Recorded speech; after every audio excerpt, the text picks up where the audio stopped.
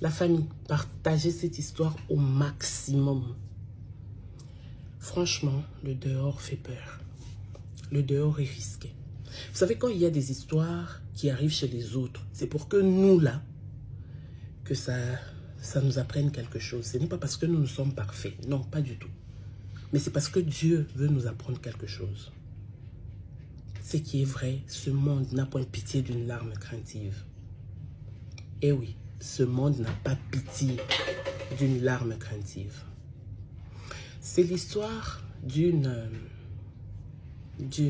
dame.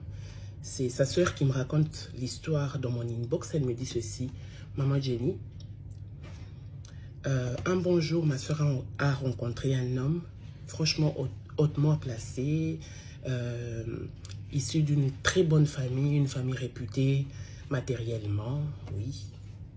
Une famille, en tout cas, très bien. C'est comme ça qu'ils étaient bien.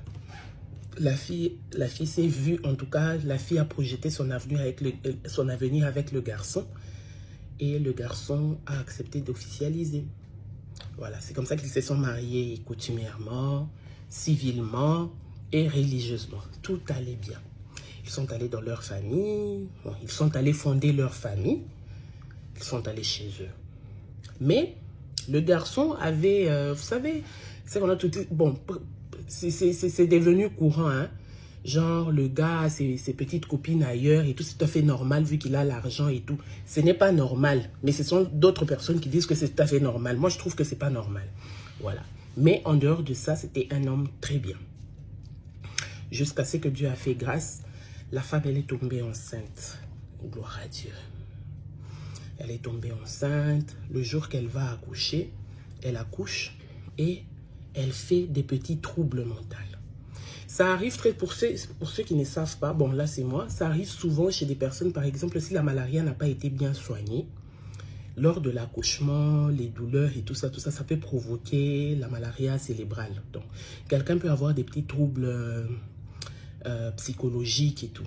C'est comme ça qu'elle a eu ces petits troubles avec son bébé, mais après quelques temps, elle était guérie. C'était normal.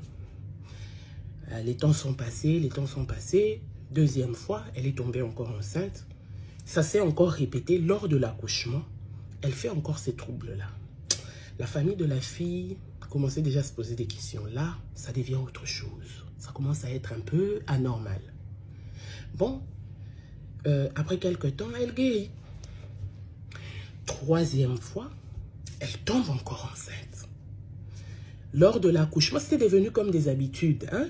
Lors de l'accouchement, elle fait encore des troubles. Mais cette fois-là, c'était des troubles vraiment, vraiment sérieux qui tendaient vers la folie. C'est comme ça, quand elle a quitté l'hôpital, les gens commençaient à se... Bon, la famille de la fille commençait à se poser des questions. Et la famille du mari aussi.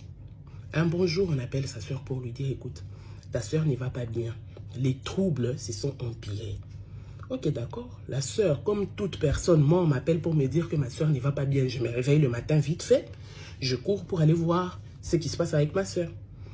Quand la famille arrive chez leur sœur, donc la famille de la fille arrive, le mari refuse de les accueillir, même les faire entrer dans la maison. Ils étaient dehors. Maintenant, eux tous cherchaient à voir leur sœur. Le mari et la maman du mari répondent non. En tout cas, elle n'est pas ici. Ils sont partis à la montagne. Comment ça, ils sont partis à la montagne? Oh non, voilà. Ils sont partis à la montagne. Il faut qu'on prie pour la fille, parce que la fille n'est pas bien, ça doit être spirituel. Ah ok, au moins ils étaient quand même du même avis. Mais la maman de la dame qui dit, mais montrez-nous quand même, ils sont partis à quelle montagne? On va les rejoindre, on va prier ensemble. Oh non, ça ne sert à rien. Ça commençait un peu à énerver la famille.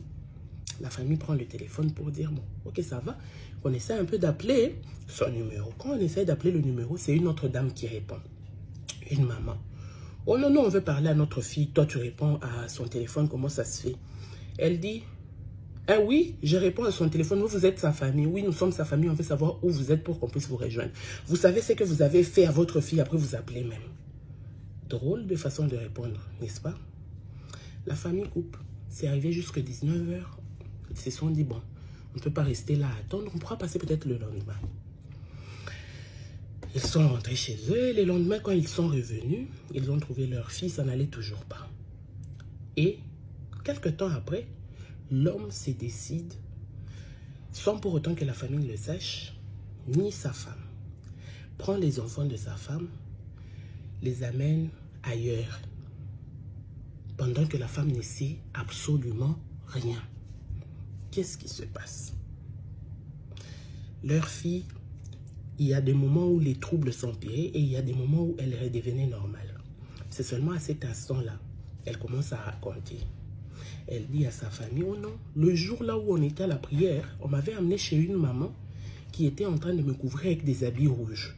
Elle me disait de dormir sur les habits rouges et tout. Mais moi, je trouve que cette maman-là, elle est féticheur. La famille de la fille était choquée. Et elle a dit, en ce moment-ci, je ne fais pas des troubles. Il y a des moments où j'ai vraiment mal à la tête, mais il y a des moments où je redeviens normal. Je sens moi-même que je suis normal. Et c'est là que la fille commençait à dire, il y a des moments où, pendant qu'on passe par exemple des rapports avec mon mari dans le lit, quand on finit, mon mari prend son liquide et notre liquide avec un habit. Il dit ça, je vais amener ça chez mon père parce que mon père en a besoin. Depuis qu'elle est entrée dans le mariage, le papa, donc le monsieur avait l'habitude de faire ça. Et bien, tout s'est révélé que non, c'était les jeux du mari ou du papa du mari. Si le monsieur dit que non, c'est son père qui demandait ça, donc ça veut dire que son père et son fils, ils sont dans des histoires. C'était pour en faire quoi?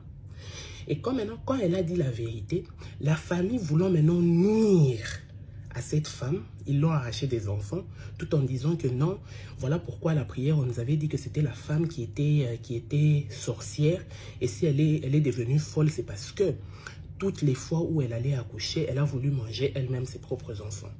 Et au moment où nous vous parlons, la femme ne sait pas où sont ses enfants. Du coup, et le stress de ne pas savoir où sont les enfants, ça pèse encore sur sa tête et elle fait des graves crises. Le mari cherche à tout prix que la femme puisse demander les divorces. Et le mari menace même la femme pour lui dire, si tu veux être normal, demande les divorces. Alors, si la femme demande les divorces, le mari dira que non, c'est elle qui est fautive pour qu'elle ne puisse même pas avoir un franc. Quand on vous dit, quand vous voulez entrer en couple, choisissez avec qui vous voulez être en couple. Ne regardez pas seulement parce qu'il est de la famille telle, parce que chez eux, son papa est ministre ou son papa est, je ne sais pas moi qui, bourgmestre. Non, non, non, non, non, non. Regardez dans quelle famille vous entrez. Dans une famille comme ça, diabolique. Et aujourd'hui, elle se retrouve avec beaucoup d'histoires sur sa tête parce que la famille est influente. La famille influence n'importe qui. Et elle est mal. Elle ne sait pas où sont les enfants. Et l'homme, c'est maintenant qu'elle remarque que l'homme est un occultiste de haut niveau. C'est là que maintenant l'homme a même commencé à faire voilà, carrément ses pratiques occultes dans la maison. La femme voit ça comme ça avec ses yeux. Le dehors est risqué. Partagez au maximum. Peut-être qu'au travers de cette histoire, beaucoup de gens vont la partager. Et elle pourra peut-être trouver solution par rapport à ça. Si elle quitte ce mariage, elle perd et ses enfants. Et elle ne pourra rien avoir dans ce mariage-là. Parce que c'est ce que son mari attend. Son mari a même menacé. Donc toi, tu demandes les divorces pour que tu n'aies rien.